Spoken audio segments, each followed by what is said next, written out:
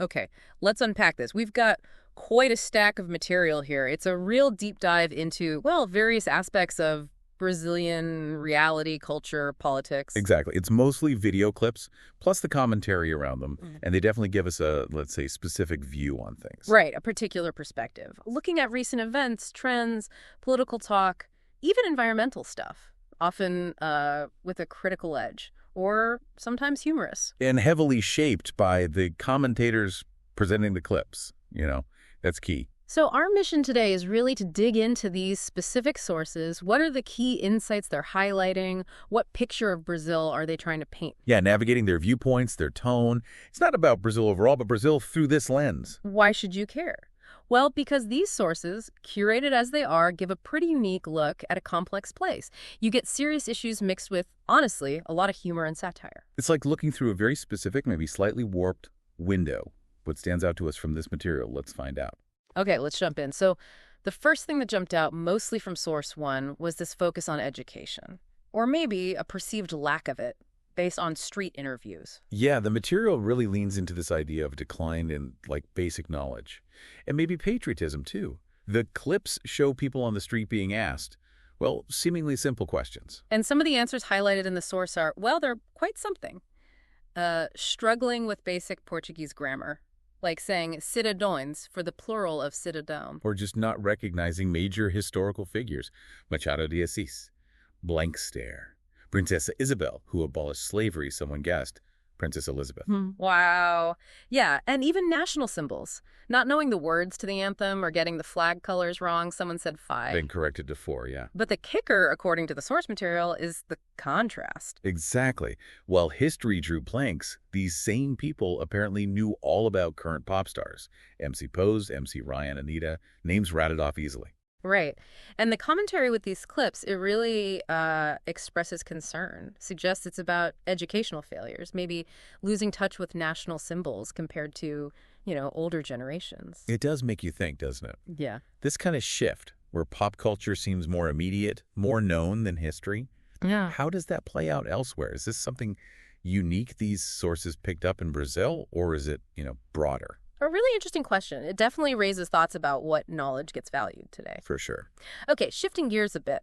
These sources also had some interesting takes on Brazilian society, especially around rules, and that famous idea, the Jeitinho brasileiro. Ah, the Jeitinho.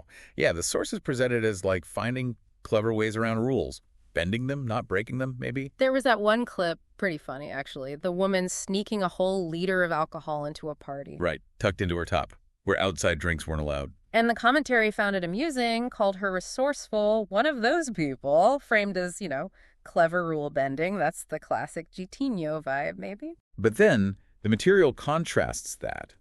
It also showed a different side, suggesting maybe respect for rules is eroding more broadly, going beyond the playful Jeitinho into just disregarding rules altogether. Was that the concert clip? Where the crowd just pushes down barriers? Yeah, exactly. A huge crowd just invading the venue.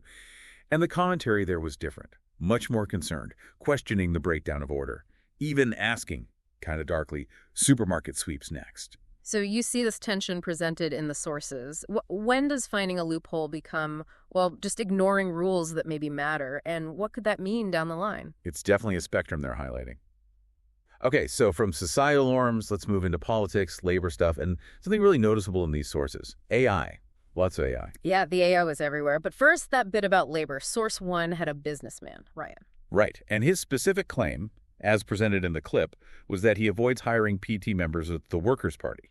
Because, he said, he's never had a labor lawsuit when he does that, unlike other times. Okay, so that's his stated view in the clip. Yes. And importantly, the commentary in that source then broadened it out. Suggested it might be part of a bigger cultural thing in Brazil with labor lawsuits, not necessarily tied only to PT folks. But again, that's the source's framing of it as a wider issue. Got it. And then the AI, it felt like a major tool for them, especially for humor and political jabs. Oh, absolutely. Lots of examples shown. AI parodies of political figures were prominent. There was one labeled Queen Janjara on a supposed shopping spree with a corporate card. And another called King Lulu being shown as overly humble. Satire, obviously. Then there was the AI news anchor depicted as the pig, Complaining humorously about having to justify government actions till his butt locked up, I think was the phrase used in the source. Right. And even that weird Adam and Eve pineapple joke thing done with AI. Yeah, used by the commentator for a gag. And the commentary around these AI clips often talked about AI itself, its potential, its current goofiness. There was humor in the AI and in the commentary about the AI. Layers of commentary. Pretty much. Source 2 also had a key AI clip. It showed someone, interpreted by the source's commentator, as a Lula supporter. Saying what? Saying something like, the government steals but helps the poor, and the main thing was making the L sign with force, the hand sign for Lula. Okay. And how did the source use that? The commentary in Source 2 used that specific AI clip to basically satirize what it presented as flawed reasoning from some voters. So that interpretation, that satirical point, it's coming straight from the source commentator. It's really interesting how satire, especially using new tech like AI, is deployed in these sources. How do you think that kind of thing shapes how we see politics or issues when critique comes mainly through humor or parody like this? It definitely colors the conversation, doesn't it? Mm-hmm. Speaking of political figures, Source 2 also spent time on President Lula's actual public statements, but then contrasted them with environmental data, a clear pattern of critique in that source material. What statements did they highlight? Well, one from the Brazil-France Economic Forum.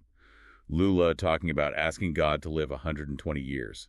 He noted someone born for that lifespan might already exist and said he was born to live and live well, preferring earth over heaven because he has a lot to do. Okay, quite a statement. What else? He also mentioned, according to the source, planning to personally call Donald Trump to invite him to the COP30 climate conference in Brazil. Ah, the big climate meeting. And how did the commentary react to the Trump call idea? The source commentary treated it humorously, kind of interpreted it as Lula needing Trump's help financially for climate stuff, like a lighthearted, we need your money, bro, take on it. Okay, but then this focus on climate and longevity, the source contrasts it sharply, right, with environmental data. Very sharply. Specifically, Amazon deforestation data from INPE, Brazil's Space Research Institute. This data was shown in news clips included within Source 2 from J10, Journal National, big news shows there. And what did that data show? Because the source seemed to emphasize it. It showed a big jump. Deforestation in May 2025, according to those reports, was almost double what it was in May the year before, implied 2024. Double. Wow. Yeah, the 92% increase, the figure cited was 960 square kilometers versus about 500 the previous May. And they put that in perspective. The source mentioned it being an area like 128,000 football fields, just in that 1 month. That's staggering. And it wasn't just clearing. The source also noted more native vegetation being hit by fires, up from 10% in 2023 to nearly 24% in 2025, according to the reports shown. Did the news clips offer explanations?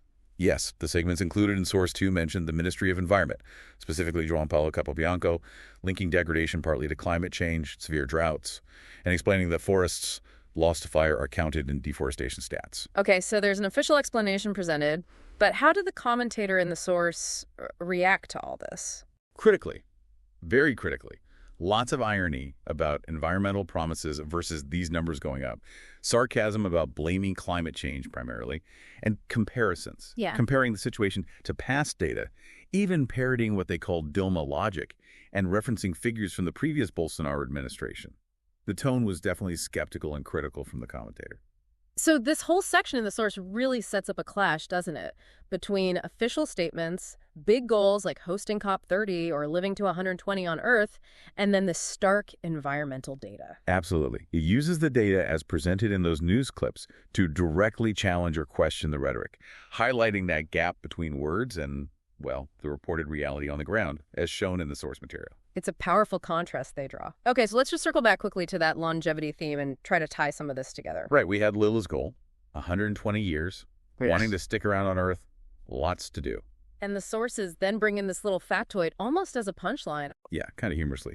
They point out that the world's actual oldest confirmed living man happens to be Brazilian, João Marinho Neto, 112 years old, born way back in 1912. So the source uses that real fact as a sort of playful reality check against the big 120-year ambition mentioned earlier. Exactly. So when you step back and look at everything these sources threw at us, the education stuff, the Jeitinho versus rule breaking, The political commentary dripping with satire, especially the AI stuff. Yeah, the really worrying environmental data presented side by side with political statements, the longevity theme. You see how they weave it all together. It's a very specific snapshot of Brazil, Yeah. right? Full of these disparate observations, but definitely presented with a strong opinion, a specific viewpoint. Yeah, it's a picture that includes concerning things, for sure, but it's delivered with so much humor, so much satire, sometimes bordering on cynicism, maybe. Definitely. And it really makes you think about navigating sources like these.